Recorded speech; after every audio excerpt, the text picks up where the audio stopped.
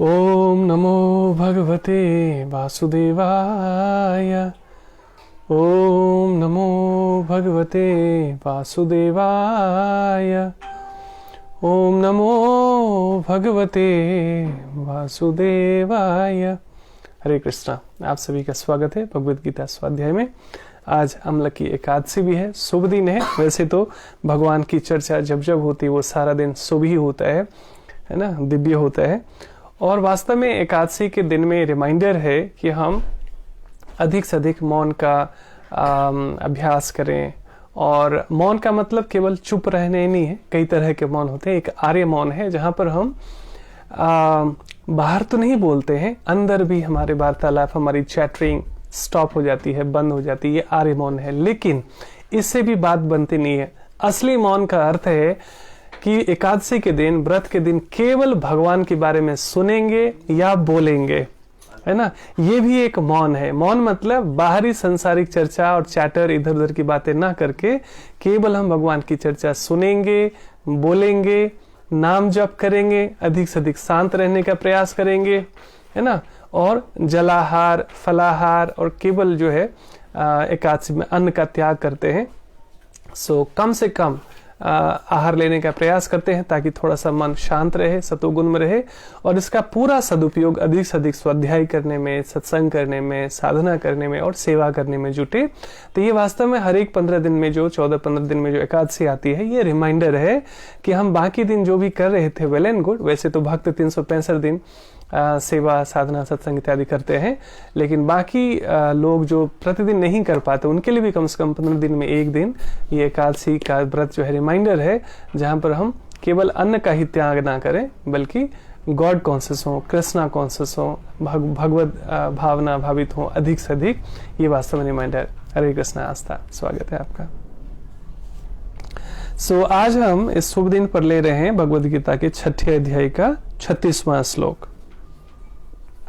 बहुत सुंदर। मन के ऊपर हम 33, 34, 35 ये सारे श्लोक लेते आ रहे हैं और बड़ा ही लाभकारी है, हम सबके लिए कल्याणकारी है। Chapter 6 verse 36।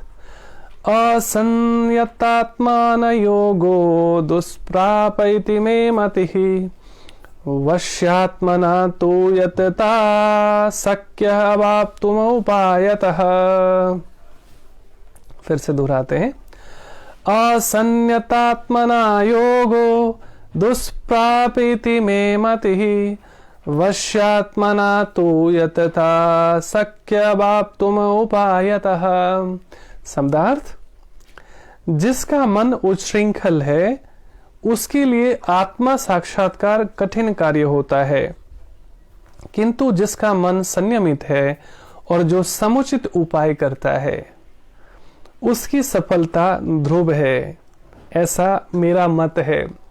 वास्तव में आप भगवान के एक एक शब्द को सुनेंगे, पढ़ेंगे तो आप फैन हो जाएंगे भगवान के कि भगवान ने किस तरीके से लाइफ मैनेजमेंट और लाइफ एक्सेलेंस के लिए एक एक चीजें बताई है, एक एक संदेश दिया हम सबके जीवन को ट्रांसेंडेंटल बनाने के लिए, दिव्य बनाने के लिए, मीनिंगफुल बनाने के लिए, है ना। अब तक हम सुनते आए बड़े भाग मानुष तन पावा, लेकिन क्यों ऐसा भाग जिसमें मनुष्य का शरीर मिला उसको समझने का प्रयास करते हैं। बिना आध्यात्मिक प्रशिक्षण के ये बात समझ में आती नहीं है, और बिना आध्यात्मिक प्रशिक्षण के हम एक्चुअली मनुष्य जीवन की सार्थकता समझ नहीं पाते हैं। आइए आज अम्ल की एकादशी पर आज भगवान की कथा सुनते हैं, भगवान के संदेशों को सुनने का प्रयास करते हैं।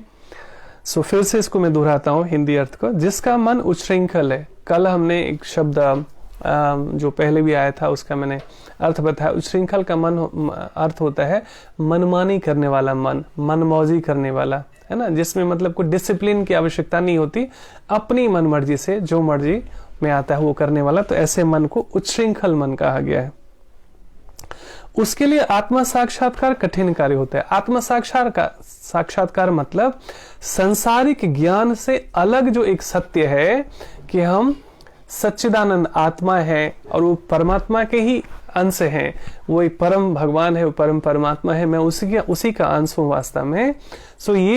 ये जो जिज्ञासा होती है, साधना जी हरे कृष्णा, स्वागत है आपका। ये जो जिज्ञासा होती है आत्मा की, परमात्मा की, और इसमें धीरे धीरे हम स्वाध्याय से, सत्संग से, साधना से सेल्फ रियलाइज्ड होते हैं, तब हमें समझ में आता है कि हमारा भगवान से संबंध क्या है, मेरा असली घर कौन सा है, और वहां तक पहुंचने के लिए हमें करना क्या है।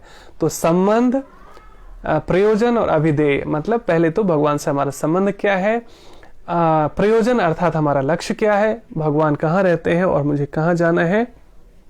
ये प्रयोजन यानी लक्ष्य का पता चल जाना, और अविधेय का मतलब उसका उपाय करना है कि मुझे क्या क्या करना पड़ेगा।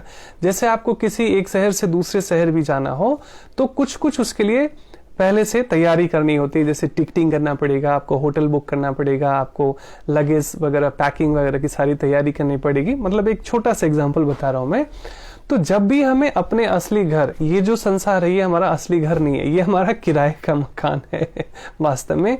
इसलिए देखिए हमारे जितने भी नाना नानी, दादा दादी, जितने भी थे हमारे बड़े बुजुर्ग थे, जिन्होंने अपना समझ के इस घर से इतनी आसक्ति कर ली, वो घर भी वही है, वो जमीन भी यही है, लेकिन वो खुद नहीं है।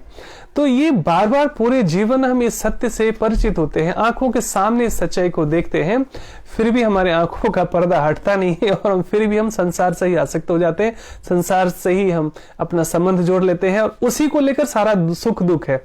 पूरे जीवन किसी को इस बात का दुख नहीं है कि मुझे आत्म साक्षात्कार क्यों नहीं हुआ, भगवान क्यों नहीं मिलते, भगवान के ज्ञान में मेरी कुछ क्यों रुचि नहीं होती है, मेरे विकार कैसे दूर होंगे। इस बात की ना किसी को फिक्र है, ना चिंता है, ना कोई इस बात से दुखी होता है।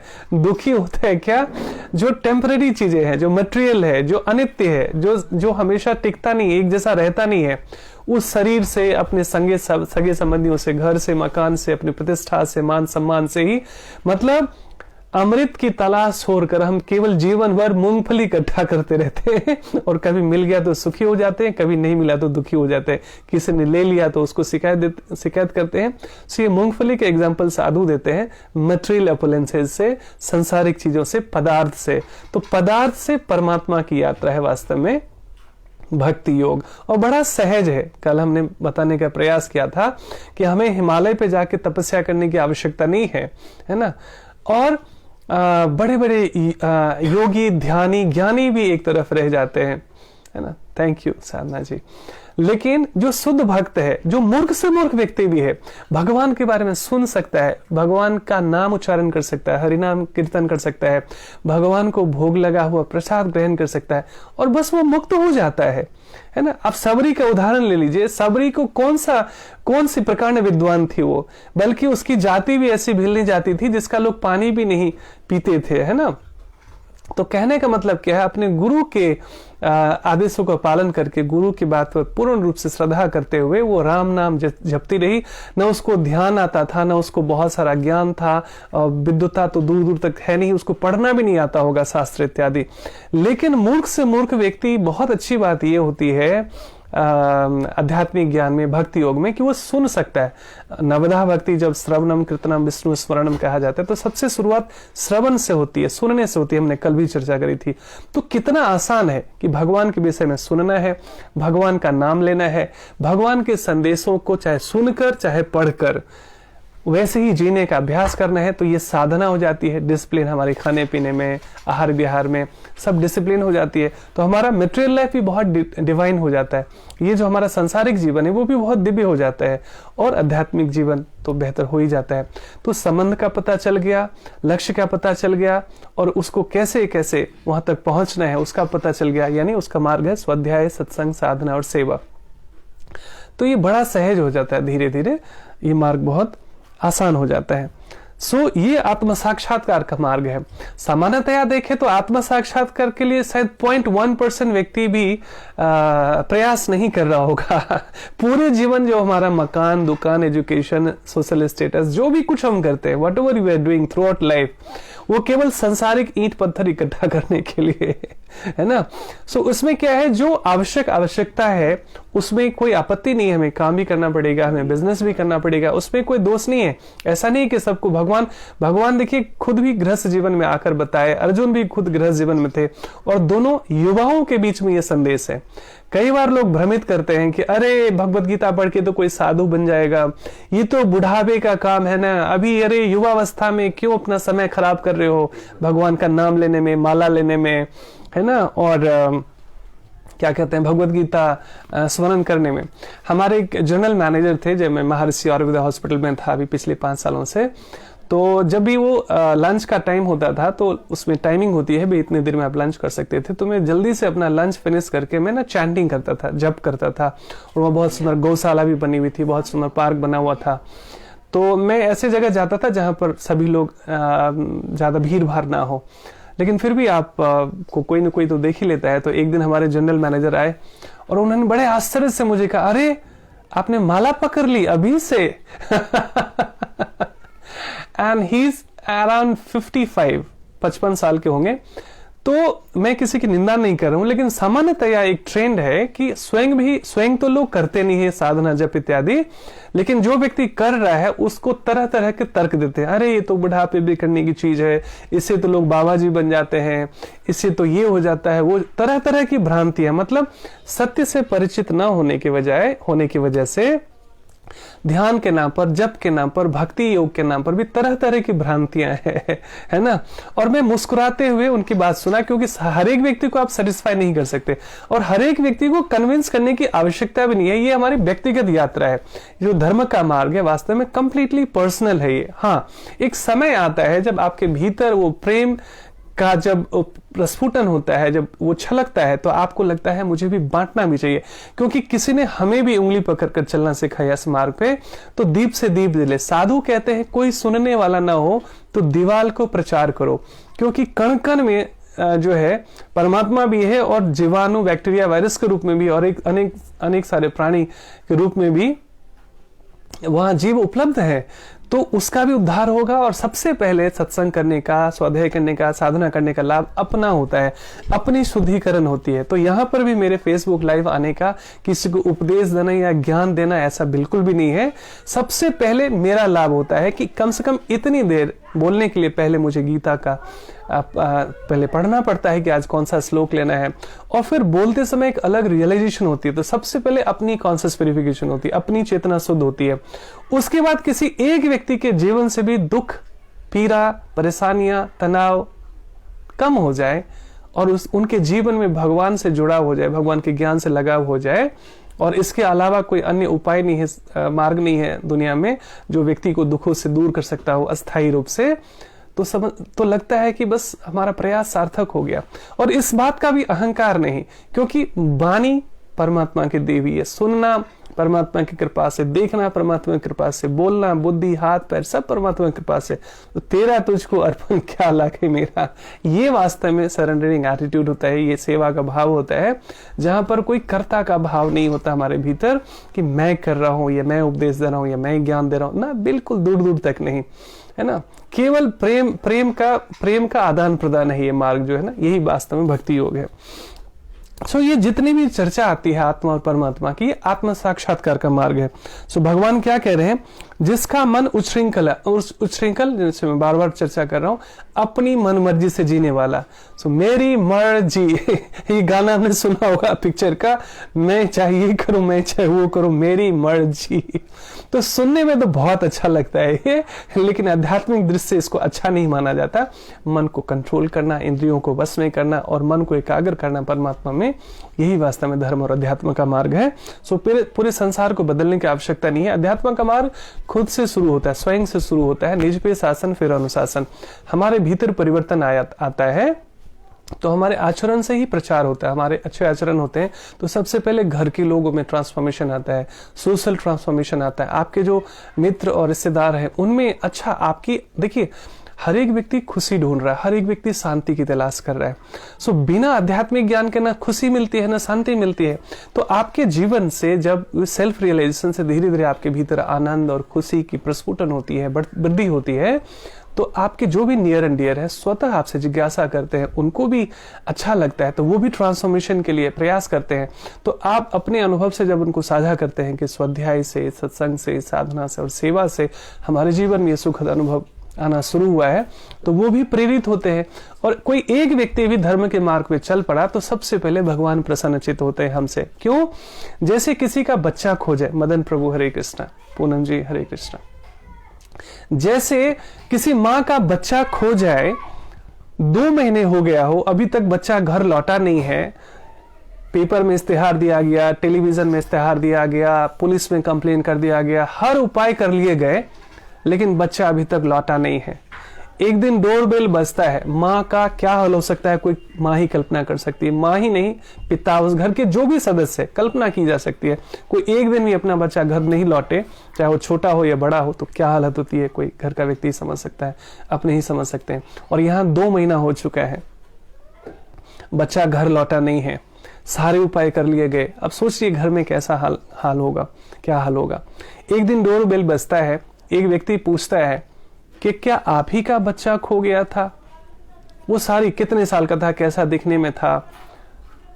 वो निराश हताश होकर माँ फिर से कहती है, अरे 100 लोग भी आ चुके, केवल सब पूछने आते हैं कि क्या नाम था, कैसा दिखता था, कोई भी मेरे बच्चे को लेकर नहीं आया, ढूंढ कर नहीं आया। फिर भी वो हर बार इस उम्मीद से सबको हर एक डिटेल्स बताती है, इसका हाइट इतना था, ऐसा दिखने में था, ऐसा कपड़ा पहना था एंड ऑल दैट। वो व्यक्ति पीछे से ना एक बच्चे को निकाल के दिखाता है कि क्या ये आप ही का बच्चा है। रोंगटे खड़े हो जाने वाली ये रियल लाइफ स्टोरी। आप कल्पना कर सकते हो उस माँ की क्या स्थिति होगी। और वो व्यक्ति भगवान बनकर आता है ना उस माँ के लिए। सोचिए, सो वो भटकता हुआ बच्चा भी माँ के पास, जैसे भी करके जब जो भी युक्ति हुई, वो जब भटका हुआ बच्चा जब अपने माँ से मिलता है तो उस बच्चे की खुशी का क्या स्थिति होगा, कितनी खुशी होगी, इसकी कल्पना ही की जा सकती है। और उस माँ का तो कहना ही क्या। वैसे ही संसार में हर एक व्यक्ति बिछुड़ा हुआ है, भटका हुआ है, इसीलिए दुख पा रहा है, इसलिए तनाव है, इसलिए स्ट्रेस है, इसलिए डिप्रेशन है, इसलिए रिश्तों में खटास है, क्योंकि संसार में असली सुख है ही नहीं। ये दुखालयम आशाश्वतम कहते हैं भगवान। लेकिन फिर भी थ्रू आउट लाइफ हम होंगे कामयाब। एक दिन पूरे जीवन हम ठोकर मारते रहते हैं, यहां से सुख, वहां से सुख, इससे सुख, इससे सुख, नाना प्रकार के प्रयास करते करते करते जरा उनके जीवन में जाके देखिए जिनके पास सब कुछ है, सब कुछ मतलब सब कुछ, क्या फिर भी वो खुश हैं? नहीं है। क्योंकि केवल कार को आप कितना भी चक करके साफ सफाई कर देते हैं, पेट्रोल मोबिल टायर चेक करते हैं, इससे बहुत अच्छी यात्रा नहीं रहती। यात्रा तभी अच्छी रहती है जब उसके भीतर ड्राइवर बैठा है, उसकी भी खोज खबर कर लीजिए कि तुमने कुछ खाना खाया क्या, तुम्हारा स्वास्थ्य ठीक है क्या। तो ये जो बॉडी है हमारा, ये कार की तरह है, और अंदर जो आत्मा है वो ड्राइवर है। उसी की वजह से मैं देख पा रहा हूँ, सुन पा रहा हूँ, बोल पा रहा हूँ। और आपके साथ भी ऐसा ही है, हर एक जीव के साथ ही ऐसा ही है। सो पूरे जीवन हमारे स्कूल, कॉलेज, हमारे पेरेंट्स, टीचर्स, दुनिया केवल हमें शरीर को सुख कैसे पहुंचाया जाए और शरीर से जुड़े हुए जितने भी लोग हैं, सगे संबंधी हैं, उनको कैसे इंप्रेस किया जाए, यही सिखाया जाता है। भीतर एक आत्मा भी है, उसकी केवल चर्चा मृत्यु के समय होती है कि भगवान इनकी आत्मा को शांति मिले।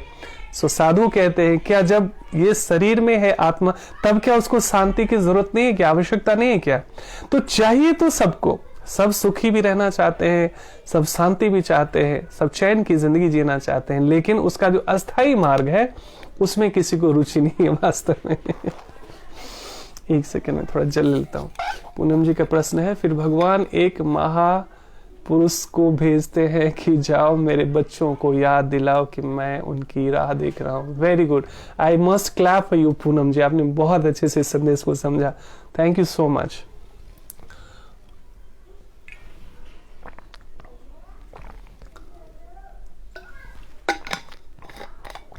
वास्तव में इसलिए भी हमें धर्म का प्रचार करना चाहिए। पहले तो अपना आस्वादन करना चाहिए कि धर्म आने से, आध्यात्मिक प्रशिक्षण से हमारे जीवन में कितना सुखद परिवर्तन आया है, उसके बाद ही प्रचार होगा। अगर आपने रसमलाई चखानी किसी दुकान का, उस दुकान का क्यों प्रचार करेंगे आप, है ना? 2-4 बार आपने अच्छा मिठाई टेस्ट किया, अब आप किसी को भी कहेंगे अरे मिठाई लेना है ना तो उससे लेना, है ना, उसी से लेना, वहां आप सारा डिटेल्स बताएंगे। कहने का मतलब क्या है जब भी हम इस आनंद में, प्रेम में जीना शुरू करते हैं, स्वाभाविक रूप से हमारे व्यवहार से, हमारी वाणी से, हमारे दोस्तों से, रिश्तेदारों से, मित्रों से अपने आप ये चीज साझा करते हैं। और हम सब भटके हुए बच्चे हैं, हम भी एक दिन भटके होते हैं, हम भी इस यात्रा में। ऐसा नहीं कि मैं आपको भगवत गीता का संदेश बता रहा हूं तो मैं बिल्कुल मुक्त हो गया हूं, ऐसा नहीं। हम सब मार्ग में है वास्तव में। अंतिम सांस तक भी साधु कहते हैं हमेशा ये सोचना चाहिए कि मैं माया नगरी में हूं।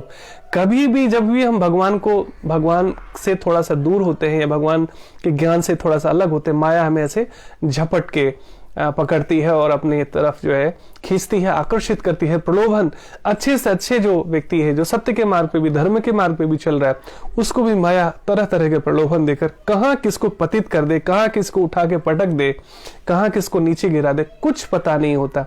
बहुत सारे उदाहरण हम इतिहास और वर्तमान में भी देख सकते हैं। इसीलिए हमेशा डरना चाहिए, सतर्क रहना चाहिए, होशपूर्ण रहना चाहिए, लापरवाह नहीं हो जाना चाहिए। अरे मुझे तो अब इतने साल हो गए जप करते हुए, ध्यान करते हुए, गीता पढ़ते हुए, कभी नहीं। अंतिम सांस तक भी 90 साल हो जाए, 80 साल हो जाए, 70 साल हो जाए, तो भी हमेशा भगवान के चरण और भगवान के ज्ञान को पकड़ के रखना चाहिए कि हे भगवान, यदि मैं आपसे छूटा तो संसार और माया नगरी हमें ऐसे खींचेगी, ऐसा पटखनी देगी कि मैं कहीं एक्चुअली खड़ा भी नहीं हो पाऊंगा, कहीं टिक नहीं पाऊंगा। तो हे प्रभु, मेरे में योग्यता नहीं है संसार में माया से लड़ने की, लेकिन आपका उंगली हमने पकड़ लिया ना, फिर मुझे संसार की बिल्कुल परवाह नहीं। लेकिन सिर्फ कहने के लिए नहीं, सच में। इसके उदाहरण से समझते हैं कि एक मंदिर निर्माण हो रहा था, तो एक ब्रह्मचारी किसी सेठ जी के पास जाते हैं अपॉइंटमेंट लेके। उनसे पहले बात हो गई थी कि ठीक है, मैं जो है, आप आइए, मैं आपको 2 लाख रुपए का चेक दूंगा, लेकिन अभी मेरे पास चेक बुक नहीं है। तो उन्होंने बोला हाँ ठीक है, कोई बात नहीं, हम लोग तो मंदिर निर्माण के लिए कहीं भी भ्रमण करते हैं, कहीं भी जाते हैं, सो कोई बात नहीं। अपॉइंटमेंट हो गई, वो जाते हैं उनके घर। बड़ा सा पैलेस होता है, वहां पर वो डोरबेल बजाते हैं। तो इत्तेफाक से उस दिन सिक्योरिटी गार्ड कहीं इधर उधर चला गया था, गेट खुला हुआ है, और जैसे ही वो प्रवेश करते हैं, एक बड़ा सा कुत्ता एक आता है भागता हुआ, और ये पूरा बॉडी इनका फ्रीज हो जाता है कि अब तो हम गए जान से। मतलब इतना तगड़ा बड़ा कुत्ता होता है कि लगा कि एक बार भी इसने मेरे को पकड़ लिया तो अब मेरा बचना बहुत मुश्किल है। एकदम फ्रीज हो जाता है ना, ऐसे एकदम डर जाते हैं, तो फ्रीज हो जाता है पूरा बॉडी। लेकिन हिम्मत बटोर के जोर से चिल्लाते हैं, शर्मा जी बचाओ। जोर से जैसे चिल्लाते हैं, शर्मा जी को समझ में आ जाता है, अरे गेट पे गार्ड को तो मैंने अंदर बुला लिया था, गेट खुला हुआ था और हमारा टॉमी बिना बेल्ट के बंधा हुआ नहीं है। तो एकदम अंदर से ही आवाज लगाते, टॉमी कम बैक। और जैसे ही वो आवाज देते हैं, वही कुत्ता जो बाघ जैसा रूप लेकर भयंकर था, काल का रूप बना हुआ था, वही पूंछ हिलाने लगता है। इनको आसपास जो है अब फ्रेंडली हो जाता है, उसको पता चल जाता है कि मालिक का आदमी है, अब ये खतरा नहीं है इस घर को। तो क्योंकि कुत्ता चूंकि वफादार होता है, तो वो घर की रखवाली कर रहा है, इसलिए उसे एक नया व्यक्ति दिखता है तो घर के मालिक को खतरा देखकर वो जो है आक्रामक हो जाता है। लेकिन जैसे ही पता चल गया नहीं, कोई इससे कोई खतरा नहीं है, क्योंकि मालिक खुद कह रहे हैं मुझे वापस आने के लिए, मतलब he knows who is he. So terrace में आते हैं शर्मा जी, बुलाते हैं, कोई बात नहीं आप आ जाइए, आप कुछ नहीं कहेगा आपको टॉमी। साधु उदाहरण देते हैं ऐसे ही कि वो जो बाघ जैसा कुत्ता था वो माया है ना, जो हमेशा हम पर हमला करने के लिए, तरह तरह के हमला, केवल जान से मारने के लिए नहीं, प्रलोभन का, लालच का, नाना प्रकार के, काम, क्रोध, ईर्ष्या, है ना, मद मत्सर इत्यादि के कई सारे उसके जाल उसमें फंसाने का हमको प्रयास करती है। लेकिन जैसे हम भगवान का जोर जोर से नाम पुकारते हैं, चाहे हृदय में, चाहे चैंट करके, या बोलते हैं, उनके ज्ञान में जीते हैं, तो माया हमसे दूर रहती है। उसको माया को लगता है नहीं ये तो हमारे मालिक का व्यक्ति है, ये तो हमारे भगवान का बच्चा है, इसलिए इसको परेशान नहीं करना है। तो बल्कि माया उल्टा हेल्प करती है। तो शुरू में हमारी खूब परीक्षाएं होती है, लेकिन बाद में वही माया में हेल्प करती है। सो ये धर्म का मार्ग है, सत्य का मार्ग है। यहाँ पर नकलीपन चलता नहीं है, पूरा ठोक बजाकर भगवान अपनी टीम में लेते हैं लोगों को। सो हमें ऐसा अच्छा खड़ा सोना बनना है, भले टाइम लगे, लेकिन संभव है ऐसा कि हम सत्य के मार्ग पर भगवान के अच्छे बच्चे बने और प्रगति करे धर्म के मार्ग पर। सो यहाँ पर क्या कह रहे हैं भगवान, जिसका मन उच्छृंखल है उसके लिए आत्मा साक्षात्कार कठिन कार्य होता है। उसे धर्म, आत्मा, परमात्मा की बातें बोरिंग लगेगी, कहेगी ये क्या बता रहे हो, क्या आत्मा, क्या परमात्मा, खाओ पियो मौज करो, ये क्या होता है धर्म, क्या होता है आत्मा परमात्मा, आई डोंट बिलीव इट। सो ऐसे लोगों से आपको उलझना नहीं चाहिए, ऐसे लोगों से डिबेट करने की कोई आवश्यकता नहीं, हर जगह अपनी एनर्जी वेस्ट करने की आवश्यकता नहीं है। जो लोग स्वयं इच्छा करते हैं, जो लोग स्वयं भगवान से जुड़ना चाहते हैं, जो भगवान के प्रेम से जुड़ना चाहते हैं, है ना। सो कहते हैं बिन सत्संग विवेक न होई और राम कृपा बिन सुलभ न सोई। जब तक वास्तव में सत्संग से सत्य का संग करना, सत्संग अर्थात परमात्मा के ज्ञान से, परमात्मा के भक्तों से, है ना, परमात्मा के संदेशों से जुड़ना सत्य का संग है, उसके बिना विवेक जागृत नहीं होता। विवेक मतलब डिस्क्रिमिनेशन करना, सत्य में असत्य में, अनित्य में नित्य में, है ना, आत्मा में परमात्मा में, संसार में पदार्थ में और परमात्मा में, है ना, पाप में पुण्य में, है ना। तो ये जो अंतर करना धीरे धीरे आ जाता है, वो एक दिन की बात नहीं है, पूरे लाइफ टाइम की ये जर्नी है। सो सत्संग से ही, स्वाध्याय से ही आता है धीरे धीरे। और कहते हैं राम कृपा बिनु सुलभ न सोई। तो आप जितने भी लोग ये सुन रहे हैं ना, बिना भगवान की कृपा से ऐसा संभव ही नहीं होता। सो आपने पहले भी कुछ ना कुछ जरूर धर्म और पुण्य किया है, जिसकी वजह से आपको रुचि है। नहीं तो 5 मिनट कोई सत्संग में रुक जाए, सत्संग is such A boring topic today.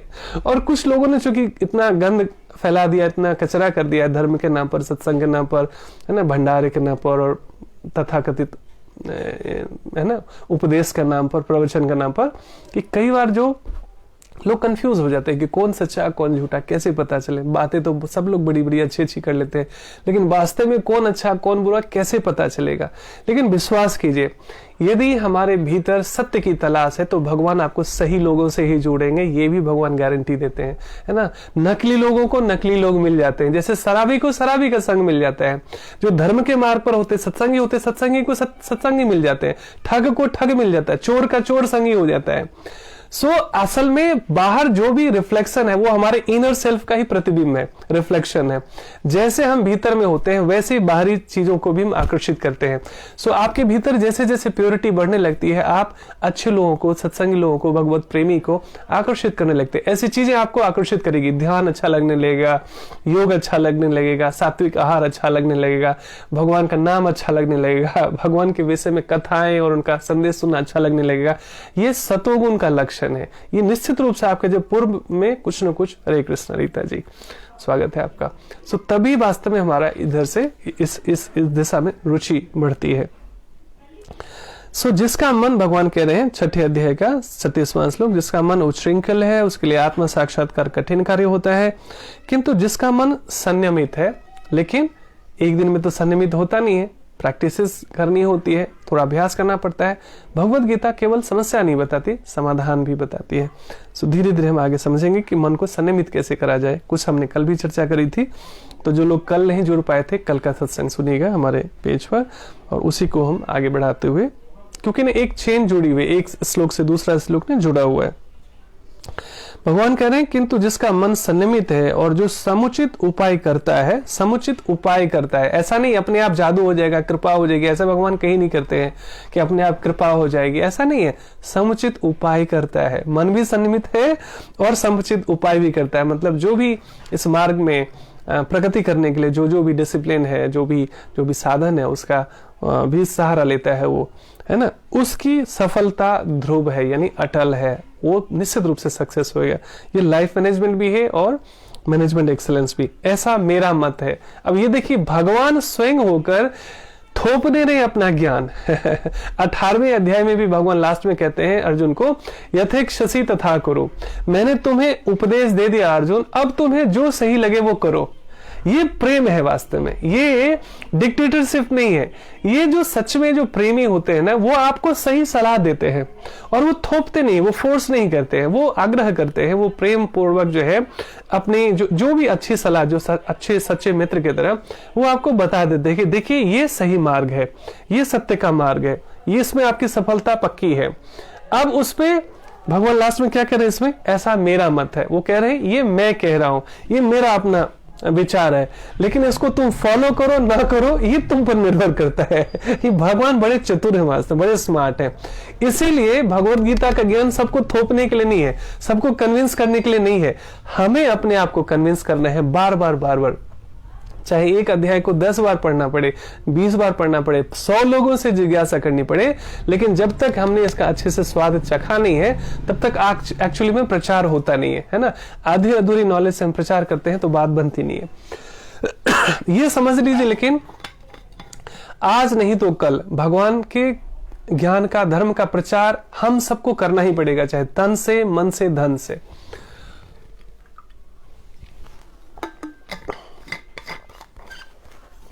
कि भगवत गीता का संदेश जो है ना, कर्मयोग का मार्ग है वास्तव में। पहले ज्ञान से पूरित होना, फिर उसे कर्म में उतारना, और भक्ति है मतलब कर्म और ज्ञान जब हमारे स्वभाव में उतर जाए, जब स्पॉन्टेनियस होने लगे, नेचुरली होने लगे, तो वास्तव में भक्ति योग हो जाता है। उसके बाद 24 घंटे आप गॉड कॉन्शियस होते, 24 घंटे आप सहज समाधि में होते, ध्यान में होते हैं। अभी तो क्या हुआ, थोड़ा सा प्राणायाम कर लिया, थोड़ा मन शांत हो गया, थोड़ा सा ध्यान कर लिया, थोड़ा सा मन शांत हो गया, लेकिन बाकी 23 घंटे का क्या? रात में जो इतने सपने आते हैं बुरे बुरे, डरावने, भयभीत करने वाले, उसका क्या? बाकी समय खान पान, बिजनेस, व्यापार, जॉब इत्यादि करते हुए, घर में रहते हुए, और खासकर जब हम अकेले रहते, खाली रहते, तब क्या? उस समय जब भी हम दिव्य चेतना में जीने लगे, भगवान के संदेशों में जीने लगे, भगवान के बताए हुए मार्ग पर चलने का प्रयास करते रहे, तो ये 24 घंटे की सहज समाधि हो जाती है। समाधि का मतलब सम और धी। सम मतलब बैलेंस्ड, स्टेबल, धी मतलब बुद्धि। तो जहां पर भगवान के चरणों में, भगवान के ज्ञान में, भगवान के संदेश में बुद्धि स्थिर होने लगे, उसी को समाधि कहते हैं। उसके लिए जरूरी नहीं कि आपको आंख बंद ही करना पड़े। यद्यपि कोई आंख बंद करके भी भगवान को देख सकता है, खुली आंखों से भी हर एक जीव में भगवान को देख सकता है, कण कण में भगवान को देखना सीख सकता है ना। सो ये भगवत गीता के संदेश हम समझने का प्रयास करते हैं, और यही आध्यात्मिक चक्षु हम सबको विकसित करनी है। तात्पर्य समझ लेते हैं अब इसका। तात्पर्य श्री प्रभुपाद की जय। सो अपने अपने गुरुजनों को अब ध्यान कर सकते हैं। गुरुजनों को प्रार्थना इसलिए करनी चाहिए क्योंकि ये जो आध्यात्मिक ज्ञान है ना, इतना बहुत दुर्लभ है वास्तव में। ज्ञान बड़ी बड़ी बड़ी बड़ी कीमती, अनमोल है, मतलब इसका कोई कीमत कोई नहीं लगा जा सकता सांसारिक धन से। लेकिन प्रेम के बल पर भगवान बिक जाते हैं वास्तव में। प्रेम के हाथों भगवान बिकने के लिए तैयार रहते हैं हमेशा। तो हमें ऐसा ही भक्त बनना है, ऐसा ही साधक बनना है, ऐसा ही प्रेमी बनना है भगवान का। लेकिन कहते हैं गुरु गोविंद दोनों खड़े, काके लागो पाए, बलिहार गुरु आपने गोविंद दियो बताए। तो भगवान भी आ जाते हैं, तो सबसे पहले गुरुदेव का चरण स्पर्श करना चाहिए। गुरुदेव मतलब वो सारे लोग, कोई एक ही गुरु नहीं हो सकते। जीवन में बहुत सारे गुरु हो सकते हैं, कोई शिक्षा गुरु, कोई दीक्षा गुरु, कोई संसारिक ज्ञान गुरु, है ना। माता पिता भी गुरु हैं, लेकिन असली में यहाँ पे गुरु का अर्थ है जो हमें भगवान को दिलाते हैं, जो हमें भगवान से परिचित कराते हैं, जो हमें भगवान से मिलाते हैं वास्तव में। धन्यवाद, प्रणाम प्रभु, हरे कृष्णा, हरि बोल। सो कहने का मतलब क्या है, गुरुजनों से इसलिए प्रार्थना है क्योंकि हमारी ना बुद्धि है ना हमारी योग्यता है वास्तव में। सो गुरुजनों से प्रार्थना करने का अर्थ है कि हे गुरुदेव, मेरी कोई योग्यता नहीं है, ना मेरे में समर्थ है, ना मेरे में ज्ञान है, ना मैं बोल सकता हूँ, ना मैं सुन सकता हूँ, ना मेरे में भक्ति करने की कोई योग्यता है, लेकिन आपकी कृपा होगी, आपकी अहित की कृपा होगी तो मैं भगवान के मार्ग पर चल पड़ूंगा। और जो सच्चे गुरु होते हैं वो वास्तव में उंगली पकड़कर हमें चलना सिखाते हैं, और सच्चे गुरु वही जो हमें भगवान से मिलाते हैं, है ना। सो उन्हीं गुरुजनों से प्रार्थना, ताकि हमें थोड़ी सी भगवद गीता का जो गुह्य ज्ञान है थोड़ी थोड़ी समझ में आने लगे इस कलियुगी बुद्धि में। ओम अज्ञानतिमिरान्धस्य ज्ञानाञ्जनशलाकया चक्षुरुन्मिलितं येन तस्मै श्रीगुरुवे नमः। वाञ्छाकल्पतरुभ्यश्च कृपासिन्धुभ्य एव च पतितानां पावनेभ्यो वैष्णवेभ्यो नमो नमः। जय श्री कृष्ण चैतन्य प्रभु नित्यानंद, श्री अद्वैत गदाधर श्रीवासादि गौर भक्त वृंद। हरे कृष्णा कृष्ण कृष्णा हरे हरे, हरे राम राम राम हरे हरे। नमो विष्णुपदाय कृष्ण पृष्ठाय भूतले श्रीमते भक्ति वेदांत स्वामिनिति नामिने। नमस्ते सरस्वती देवी गौरवाणी प्रचारिणे, निर्विशेष शून्यवादी पाश्चात्य देश तारिणे। हरे कृष्णा। सो तात्पर्य श्रील प्रभुपाद द्वारा, श्रील प्रभुपाद की जय। सो क्या होता है जब गुरुजनों की जब ये कमेंट्री हम सुनते हैं तो ये बहुत आसान हो जाता है हमारे लिए समझना, है ना। नहीं तो बहुत मुश्किल है भगवान की बातों को हूबहू समझना। इस कलियुगी बुद्धि में बहुत विद्वता चाहिए, बहुत शुद्ध प्योरिटी चाहिए, है ना, बहुत ऊंची अवस्था चाहिए वास्तव में भगवान की बात को समझने में सीधे सीधे। लेकिन जब गुरुजन होते हैं ना तो इसको बड़ा मक्खन जैसा आसान बना देते हैं, है ना। सो जैसे इस तरह समझ सकते हैं कि जो भगवान का जो शुद्ध ज्ञान है वास्तव में वो रबड़ी की तरह है, बहुत प्योर है लेकिन बहुत हार्ड टू डाइजेस्ट है, आसान नहीं है पचाना। लेकिन जब जो गुरुजन होते हैं, जो सदगुरु होते हैं, वास्तव में वो इसको जूस बना देते हैं। जूस क्या है कि आप 1 गिलास 2 गिलास 3 गिलास भी पी सकते हो और डाइजेस्ट भी कर लोगे शायद, लेकिन रबड़ी 1-2 गिलास भी कोई पिए तो उसको बहुत मुश्किल हो जाएगा। इसलिए हमें जो है कमेंट्री सुननी चाहिए गुरुजनों की। सो श्रील प्रभुपाद क्या कह रहे हैं समझने का प्रयास करते हैं। भगवान घोषणा करते हैं कि जो व्यक्ति अपने मन को भौतिक व्यापारों से विलग करने का समुचित उपचार नहीं करता, उसे आत्म साक्षात्कार में शायद ही सफलता प्राप्त हो। सो वास्तव में क्या है कि पूरे जीवन हम संसार को ही और पदार्थ को ही प्राप्त करना चाहते हैं। ऐसी अवस्था में ना फिर आत्म साक्षात्कार यानी आत्मा परमात्मा, ये लगता है ये क्या क्या आत्मा क्या परमात्मा, खाओ पियो ऐश करो, किसने देखा है भगवान को, किसने देखा है स्वर्ग नर्क इत्यादि, सब कहने की बातें हैं। कहने का मतलब क्या है, ऐसे व्यक्ति को कोई रुचि नहीं होगी इन सब चीजों में, है ना। सो इसलिए प्रभुपाद कह रहे हैं, भगवान घोषणा करते हैं कि जो व्यक्ति अपने मन को भौतिक व्यापारों से विलग करने का समुचित उपाय नहीं करता, है ना, उसे आत्मा साक्षात्कार में शायद ही सफलता प्राप्त हो, है ना। सफलता तो दूर की बात है, उसे लगाव ही नहीं होगा वास्तव में। सो हम सब भाग्यशाली हैं कि थोड़ा ही सही, लेकिन हम सबको इस भगवान के ज्ञान में, इस यात्रा में अध्यात्म रुचि है। भौतिक भोग में मन लगाकर योग का अभ्यास करना मानो अग्नि में जल डालकर उसे प्रज्वलित करने का प्रयास करना हो। मतलब हमें संसार भी चाहिए और भगवान भी चाहिए। तो यहाँ पर प्रभुपाद बताने का ये प्रयास कर रहे हैं कि हमें अग्नि प्रज्वलित करनी है, लेकिन बार बार उसमें हम पानी डाल रहे हैं। पानी मतलब जितनी भी लकड़ी है अग्नि जलाने की, उसको हमने अच्छे से पूरा भिंगा दिया, पानी डाल दिया और हम चाहते हैं कि उसमें से आग जले। कैसे संभव है ऐसा? वैसे ही हमें कहीं न कहीं विरक्ति तो चाहिए संसार से, और संसार से विरक्ति तभी होती है जब हायर टेस्ट, भगवान के ज्ञान का जब ऊंचा स्वाद हमें हो जाता है, आस्वादन हो जाता है, तभी वास्तव में नीचा स्वाद थोड़ा सा ढीला पड़ता है। नहीं तो संसार को हम इतने पकड़ चुके होते हैं कि भगवान की बातें सिर्फ इधर से सुनते हैं, इधर से निकल जाती है।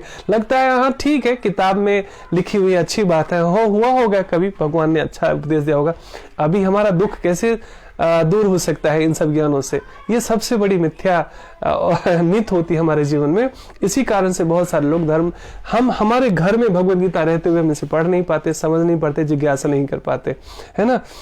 तो और इसका रेमेडी भी यही है, जितना ज्यादा पढ़ेंगे, सुनेंगे, जिज्ञासा करेंगे, उतना हमारे भगवान में रुचि होती जाती है, हमारा हायर टेस्ट डेवलप होता जाता है। और जितना हम संसार के विषय में ज्यादा देखेंगे, सुनेंगे और चर्चा करेंगे, उतना हमें संसार आकर्षित करता रहेगा, है ना। सो उपाय भी यही है, स्वाध्याय, सत्संग, साधना इत्यादि। अग्नि में जल डालकर उसे प्रज्वलित करने का प्रयास करना हो। मन का निग्रह किए बिना योगाभ्यास समय का अपव्यय है। होता क्या है कि अब योग के नाम पर क्या है, पूरी दुनिया देख लीजिए, आप कसरत कर रही है ना, एक्सरसाइज कर रही है। कोई बुराई नहीं है शरीर को स्वस्थ रखना। जब ये उद्देश्य हो कि हमारा शरीर स्वस्थ रहे तो हम अधिक से अधिक साधना, सत्संग, सेवा इत्यादि कर ले, क्योंकि बीमार हो शरीर तो हम साधना भी ठीक से नहीं कर पाते, सेवा तो दूर की बात है। सो उस निमित्त हमें निश्चित रूप से अपने शरीर को संयमित करने के लिए, मन को संयमित करने के लिए योगाभ्यास इत्यादि करना चाहिए। लेकिन जब तक मन के ऊपर काम नहीं हो तो देखिए कि कोई भी मन की चर्चा ही नहीं कर रहा है। और मन को, जैसे मैंने पहले भी बताया कि थोड़ा सा प्राणायाम कर लिया, थोड़ी देर मन शांत हो जाएगा, थोड़ा सा ध्यान कर लिया, आंख बंद कर लिया, थोड़ा सा मन शांत हो जाएगा, है ना। थोड़ी देर आप निद्रा में भी कर लें तो आराम मिल जाएगा। लेकिन यदि भगवत ज्ञान से हमारा मन प्रशिक्षित नहीं है, बुद्धि प्रशिक्षित नहीं है, तो आपने योगा भी कर लिया, प्राणायाम भी कर लिया। इस कोरोना काल में मैंने कई बार उदाहरण दिया कि इस कोरोना काल में योगा और मेडिटेशन के टीचर भी स्ट्रेस डिप्रेशन के शिकार हो गए थे, अनफॉर्चुनेटली। कारण क्या था? आध्यात्मिक ज्ञान से प्रशिक्षित नहीं था उनका मन और बुद्धि। इसी कारण वो ऊपरी सारे उपाय कर रहे थे, लेकिन पूरा मन अंदर से चूंकि पुख्ता, स्ट्रांग नहीं होता, शुद्ध नहीं हुआ था, संयमित नहीं हुआ था, तो बात पूरी बनती नहीं, 100% रिजल्ट मिलता नहीं है। मन का निग्रह किए बिना, यानी मन को प्यूरिफाई किए बिना या कंट्रोल किए बिना योगाभ्यास समय का अपव्यय है। योग का ऐसा प्रदर्शन भले ही भौतिक दृष्टि से लाभप्रद हो, है ना, किंतु जहां तक आत्म साक्षात्कार का प्रश्न है, यह सब व्यर्थ है। सो सेल्फ रियलाइजेशन के लिए हमें वास्तव में भगवान के संदेशों को समझना पड़ेगा। अतः मनुष्य को चाहिए कि भगवान की दिव्य प्रेमा भक्ति में निरंतर मन को लगाकर उसे बस में करे।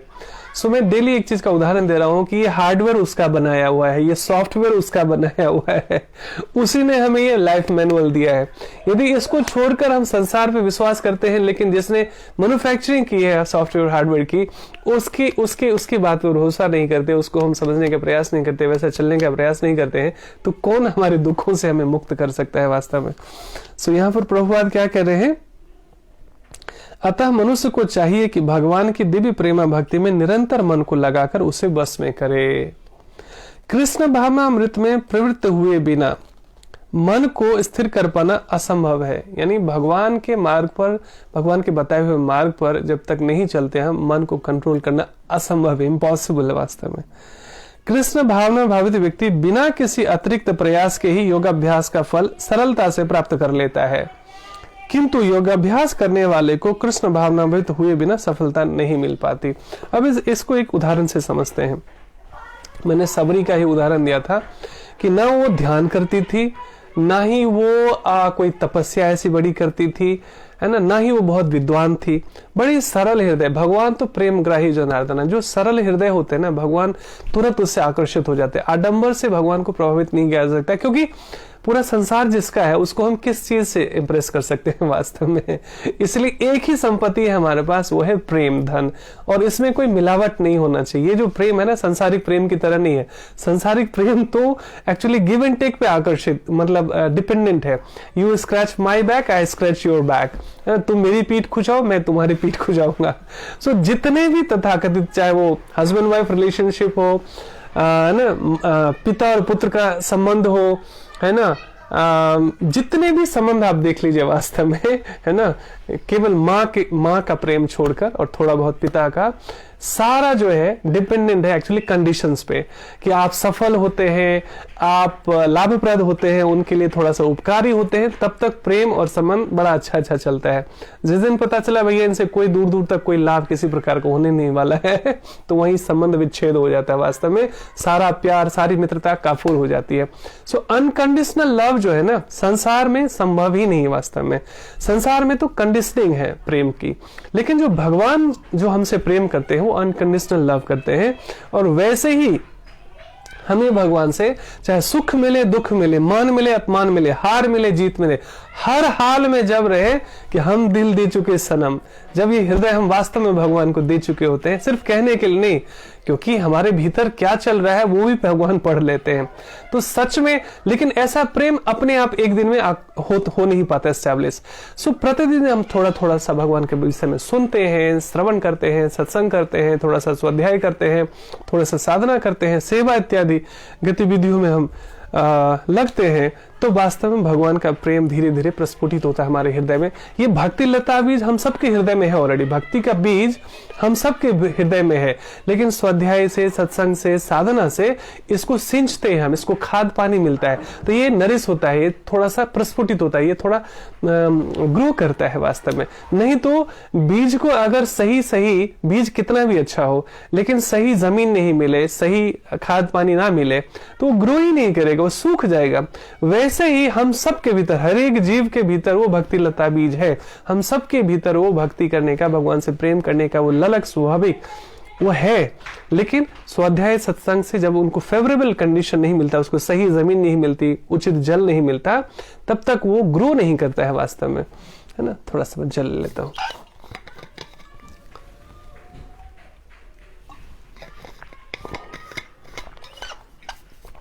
सो भक्ति योग को इसलिए सरल बताया गया है कि इसके लिए आपको एक पैर पर खड़े होकर हिमालय पे जाकर तपस्या करने की जरूरत नहीं है, चारों तरफ अग्नि जलाकर आपको तप करने की आवश्यकता नहीं है।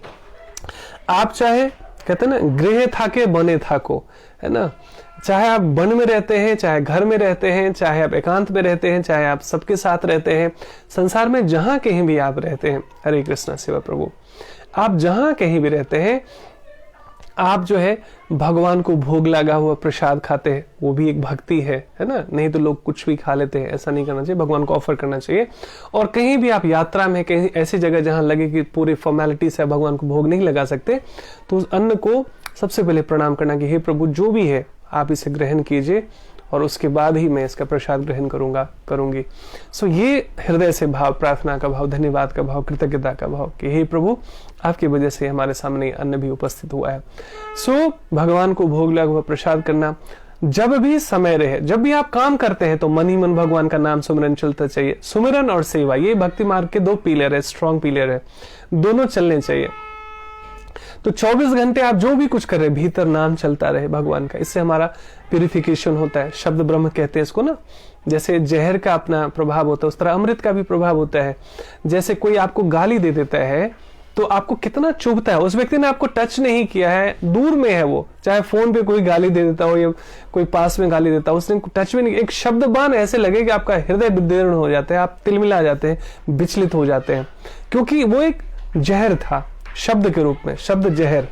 और एक दूसरा शब्द ब्रह्म है भगवान का नाम, तो ये अमृत है। तो अमृत भी जब आप बोलते हैं, आपका कान सुनता है, आपका मस्तिष्क जब उसे रिसीव करता है, तो बार बार ऐसे नाम सुमिरन से क्या होता है, हमारे हृदय के विकार शुद्ध होते हैं, भगवान के गुणों को हम आकर्षित करते हैं, भगवान की ऊर्जा और ब्लेसिंग्स हम आकर्षित करते हैं। तो ये वास्तव में इसलिए नाम रुचि कहा गया है ना, जीव दया नाम रुचि वैष्णव सेवा, 3 चीज कहा गया है कि हर एक जीव के प्रति जीव करुणा और दया का भाव, नाम में रुचि, भगवान के नाम में रुचि, बिना इफ एंड बट किए हुए। हम डेली ब्रश करते हैं, पूछते हैं क्या अरे डेली ब्रश क्यों करना पड़ता है, डेली स्नान करते हैं, डेली भोजन करते हैं, हम किसी से शिकायत करते हैं कि अरे डेली क्यों नहाना पड़ता है, डेली क्यों ब्रश करना पड़ता है, क्योंकि जैसे जैसे हम ग्रो करते हैं, बचपन में एक इफ एंड बट रहता है, बाद में पता चलता है अरे ये सब हमारे भलाई के लिए हमें हमारे माता पिता ने हमें सिखाया कि बेटा डेली स्नान करना है, डेली ब्रश करना है, डेली पूजा इत्यादि करना है, अपने लाभ के लिए, है ना, दूसरों को लाभ पहुंचाने के लिए नहीं, अपने व्यक्तिगत लाभ के लिए। और हम कहते हैं ना, संसार में अपनी सेवा संसार में संसार की सर्वश्रेष्ठ सेवा है। सो जब तक हम एक्चुअली इस भावना भावित नहीं होते, तब तक हमारे भीतर वो सेवा का भाव, करुणा का भाव, दया का भाव आता ही नहीं है। हृदय में पत्थर बना रहता है, कठोर बने रहते हैं। हम बुरे लोगों का एग्जाम्पल लेते हैं और खुद को भी उनकी, देखिए यदि आपको संसार में किसी भी व्यक्ति में केवल बुराई आप ढूंढते रहेंगे, तो by default law of attraction है ये, आप उनकी बुराइयां आकर्षित करेंगे। और किसी भी व्यक्ति में आप अच्छाई ढूंढते रहे, और हर एक व्यक्ति में अच्छा भी होता है, बुरा भी होता है। अब चॉइस हमारा है कि हमारा एंटीना कहां सेट है, दूसरों की बुराइयां केवल देखने में, चुनने में, तो आप केवल उनके अवगुण आकर्षित करेंगे। और दूसरों में जो भी अच्छा है, और हर एक व्यक्ति में आपको अच्छा नहीं लगता, तो जो भी संसार में आपको अच्छा लगता है ना, उनकी अच्छाइयां देखते रहेंगे, तो हम ऐसे गुण धर्म को, उनके अच्छाइयों को, उनकी पॉजिटिव एक्टिविटीज को, है ना, क्वालिटीज को अट्रैक्ट करते हैं। सो हमारा चॉइस है, हमें हीरो से आकर्षित होना है, विलेन से, और भगवान से बड़ा हीरो कौन होगा। सो उनके लीलाओं से, उनके ज्ञान से, उनके संदेश से आकर्षित होना, अपने आप को प्यूरिफाई करना। पूरी दुनिया को चेंज करने की आवश्यकता नहीं, उसमें अपनी ऊर्जा वेस्ट नहीं करनी है। हम यहाँ 200-400 साल के लिए नहीं आए हैं धरती पर, आधा से ज्यादा हमारा एज ऑलरेडी जा चुका है। अब जितने भी सांसें हैं, जितना भी जीवन है, उसको हम मीनिंगफुल बना सकते हैं प्रतिदिन के सत्संग से, स्वाध्याय से, साधना से, सेवा से। और ऐसा संभव है, इसके लिए कहीं हिमालय पे जाने की जरूरत नहीं है, तपस्या करने की जरूरत नहीं है, बस इतनी ही कलयुग की तपस्या है। ब्रह्म मुहूर्त में प्रयास करते हैं उठने का, उसके लिए आपको जल्दी सोना पड़ेगा, सुबह स्नान करने का, थोड़ा सा भगवान का पूजा, मंगल आरती इत्यादि करने का, पाठ पहले जप इत्यादि करना, फिर थोड़ा सा भगवान के बारे में पढ़ना, स्वाध्याय करना, प्रतिदिन कुछ समय, जब भी आपको सुबह, दोपहर, शाम, जब भी समय मिले, भगवान के विषय में श्रवण करना, उनके संदेशों के, उनके कथा के बारे में। कितना सरल है ना। आपको ग्रह नहीं छोड़ना है, आपको हिमालय पे जाना नहीं, पहाड़ों पे तपस्या नहीं करनी है। आप जॉब करते हैं, बिजनेस करते हैं, सब कुछ करते रहिए ना, भगवान को केंद्र में रख लीजिए। नहीं तो होता क्या है, हम कार्य को प्रायोरिटी रख लेते हैं, हमें लगता है अरे जिंदगी में इतने टेंशन है ना, ये भक्ति, साधना, सत्संग के लिए फुर्सत ही कहाँ है। भक्त कहते हैं अरे आपको पता नहीं है, एक बार स्वाद चखिए तो सही, एक बार इधर आइए तो सही। प्रतिदिन हमारे स्वाध्याय, सत्संग, साधना से जीवन उत्सव बन जाता है। हर एक दिन हम सेलिब्रेट करते हैं, फिर टेंशन लेने के लिए फुर्सत नहीं होती है। फुर्सत, टेंशन तो तब लेता है ना आदमी जब उसके पास खाली टाइम होता है। यहाँ टेंशन लेने का टाइम ही कहाँ है। सुबह हम ये सारे क्रियाकलाप में इतने अपने आप को, काम के समय में 100% काम पे फोकस किया, गृहस्थ जीवन में आए तो गृहस्थ जीवन में 100% फोकस किया, सत्संग किया तो 100% सत्संग में फोकस किया। इतने हम प्रेजेंट में रहते हैं, इतने हम फोकस रहते हैं कि टेंशन लेने का टाइम कहाँ है। इसलिए स्वाध्याय सत्संग साधना से हमारे पास समय बचता है ना। तो आप देखेंगे आपका गृह जीवन, personal life, professional life, social life सब एकदम 100% परफेक्ट चलता है, क्योंकि आप ट्रांसपेरेंट लाइफ जीते हैं ना। आप किसी को धोखा देना नहीं, किसी से अनावश्यक झूठ बोलना नहीं, किसी के प्रति दुर्भावना नहीं। सो जीव दया, नाम रुचि और वैष्णव सेवा, जो भी सत्य के मार्ग पे है, धर्म के मार्ग पे, जो भी भगवान के मार्ग पे हैं, जो प्रचार करने में लगे हैं, तो उनका तन मन धन से जो भी सामर्थ्य बन पड़े उनकी सेवा करना, नाम भगवान का नाम रुचि लेना और जीव दया, हर एक जीव के प्रति करुणा और प्रेम का भाव है ना। तो उसके लिए धीरे धीरे आपका मांसाहार भी छूट जाएगा इस विचार से। सो अभी अगर लगे कि कोई भी आदत छूट नहीं रही है, तो किसी भी बुरी आदत को छोड़ने से पहले भगवान को जोड़ लीजिए। जैसे बहुत सारे जीरो का एग्जांपल मैं देता हूं कि बहुत सारे जीरो है लाइफ में, उसकी कोई वैल्यू नहीं होती, लेकिन उसमें एक लगा दें तो वो लाखों करोड़ों की वैल्यू हो जाती है। वही एक कौन है? वो भगवान को अपने जीवन में जोड़ लेना है। तो हमारे लाइफ के जितने भी 000 है वो बहुत मल्टीप्लाइड वैल्यूबल हो जाएगा वो। सो यही एक्चुअली आज का संदेश है और बड़ा सरल मार्ग है ये, है ना। सो जब जागे तभी सवेरा, सो सुनो सुनाओ लाइफ बनाओ, यही संदेश है। सो भगवान के बारे में अधिक से अधिक सुनना चाहिए, अधिक से अधिक चर्चा करनी चाहिए, और उससे हमारा जीवन दिव्य हो जाता है और हमारे जितने भी नियर एंड डियर है उनका जीवन भी दिव्य और धन्य हो जाता है। सो आज मलकी एकादशी है।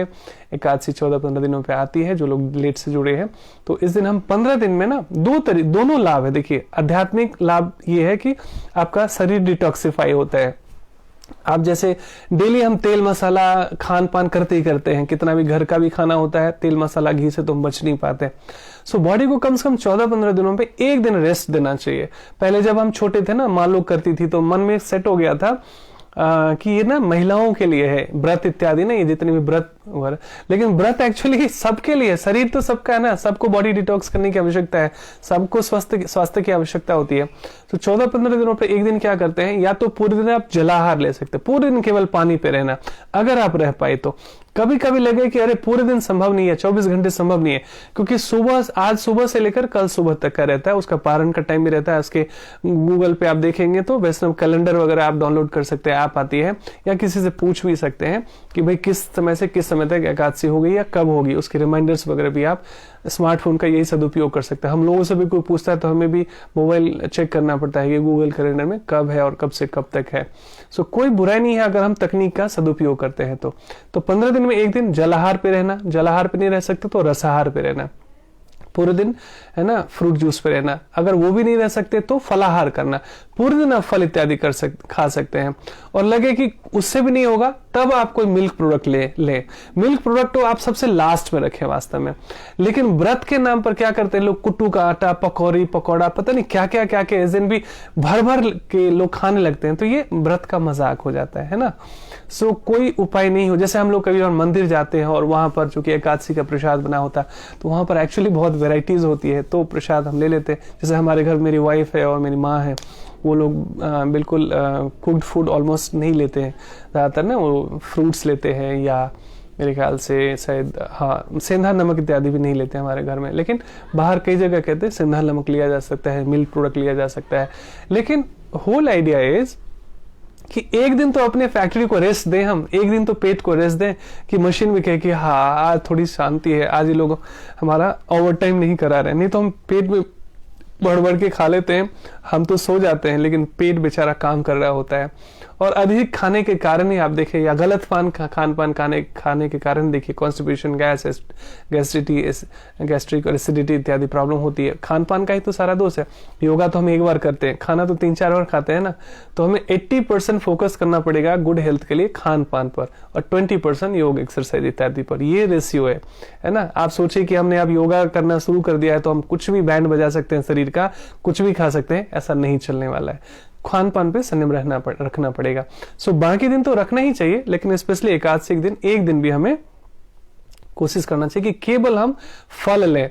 सलाद इत्यादि भी ले सकते हैं, जैसे खीरा, ककड़ी इत्यादि भी खा सकते हैं सलाद में, सलाद भी आप ले सकते हैं। तो इससे 2 लाभ क्या हो गया, पहला तो शरीर आपका डिटॉक्स होता है, एक दिन शरीर को थोड़ा सा रेस्ट मिलता है ना। और आध्यात्मिक लाभ ये होता है जब आपका चित्त शांत होता है, सो ये पूरा दिन, व्रत का अर्थ होता है संयम करना, संकल्प लेना। इससे हमारा एक संकल्प शक्ति बढ़ता है कि एक दिन तो कम से कम 15 दिन में थोड़ा सा व्रत करने का प्रयास करें, और वो भी आपको पूरे भूखे नहीं रहना है, आप खाते रहिए लेकिन फलाहार इत्यादि लेते रहिए, कम से कम ले सकें तो बहुत अच्छा है।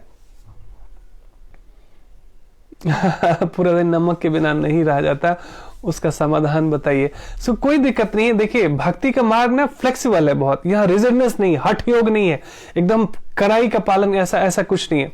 सो इसीलिए प्रभुपाद ने बहुत सुंदर, हमने देखा वैष्णव परंपरा में, भक्ति योग में, कि लोग सेंधा नमक का प्रयोग करते हैं, है ना। सो आप ले सकते हैं।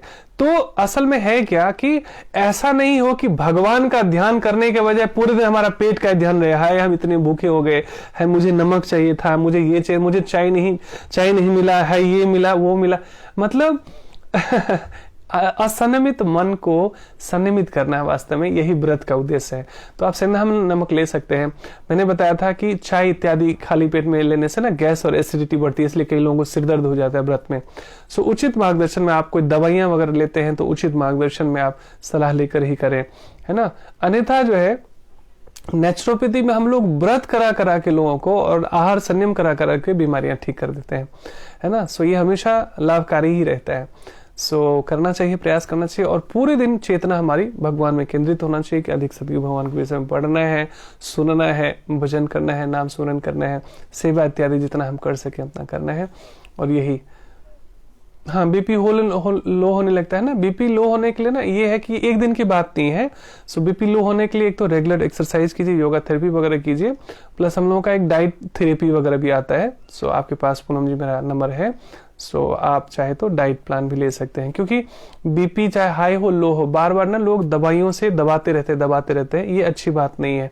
ये सारी चीजें ना, जितनी रोग व्याधि है ना, बॉडी हमें इंडिकेट करती है कि मेरे ऊपर थोड़ा सा परमानेंट क्योर की तरफ ध्यान दो, डिटॉक्स करो, लेकिन हम क्या करते हैं, बार बार उस आवाज को दबा देते हैं दवाइयों से, बाकी चीजों से।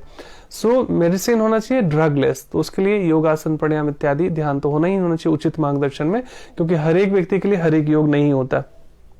और साथ साथ हमें अपने खान पान का बैलेंस करना चाहिए, एक्सपर्ट की सलाह लेना चाहिए कि हमें इतना हाइट है, इतना वेट है, ये प्रॉब्लम है, तो मुझे क्या खाने में लेना है, क्या नहीं लेना है। ये जब तक हम नहीं करते ना, फिर दवाओं का और डॉक्टर का चक्कर छूटता नहीं है। सो हम लोग इसलिए ना 4 तरीके से ट्रीटमेंट करते हैं। एक तो योगा थेरेपी के माध्यम से, दूसरा डाइट थेरेपी के माध्यम से, केवल खाने से। कई लोग कहते हैं कि मुझसे योग भी नहीं होगा, हम कहते हैं खाना तो खाते हो ना, केवल खाने से, उचित आहार से बहुत सारे के 99% कैंसर तक ठीक होने के रिकॉर्ड्स हम लोगों के पास प्रूफ है ना। सो योग थेरेपी से, फिर आपके आहार चिकित्सा से कहा गया है, योग नेचुरोपैथी में हम कहते हैं आहार ही औषधि है। तीसरा है मेंटल पीस के लिए, और मेडिटेशन अलग से सीखा जा सकता है। 5 डेज और 10 डेज के हमारे अलग अलग कोर्सेज होते हैं, ग्रुप सेशंस भी होते हैं, इंडिविजुअल सेशन भी। और लास्ट में है स्ट्रेस डिप्रेशन केसेस के लिए लाइफ कोचिंग एंड काउंसलिंग।